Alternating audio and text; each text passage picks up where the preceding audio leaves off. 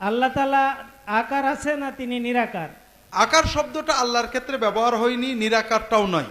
সূরাত, আকার বলতে সূরাত বা জিসম, এটা কোরআন হাদিসে আল্লাহর ক্ষেত্রে ব্যবহার হয়নি। নিরাকার তো নয়, আল্লাহ তাআলার হাত আছে, চোখ আছে, এগুলো কোরআনে আছে, কিন্তু এটার প্রকৃতি কি আমরা জানি না। আমরা বিশ্বাস করি আল্লাহ যতটুকু বলেছেন। তবে আকার আর নিরাকার এই দুটো শব্দ কোনোটাই আমাদের ব্যবহার করা আল্লাহ আল্লাহর মতো। জি, নিরাকার তো মাখলুক, পানি কি বলে বাতাস নিরাকার, কিন্তু আল্লাহ তোর বাতাসের মতো না। জি, আল্লাহ তাআলা কি সব স্থানেই বিদ্যমান নাকি নির্দিষ্ট একটি স্থানে বিদ্যমান? আল্লাহ তাআলা সর্বস্থানে বিদ্যমান, এটা কোরআন হাদিসে কোথাও নেই। আমাদের ইমাম আবু হানিফা, ইমাম আবু ইউসুফ তারা এই কথাকেও বললে তাকে দুর্রা মারতেন, শাস্তি দিতেন।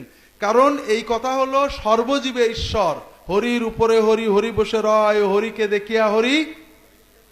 এই কথা যে ওই সাপ হরি, ব্যাঙ হরি, পদ্মপাতা হরি, পানিও হরি, এই কথারই একটা প্রকাশ হলো সর্বত্র বিরাজমান। তার মানে মাছির মাথার ভিতরে, বাথরুম নিচে, সমুদ্রের নিচে, মাছের ভিতরে না।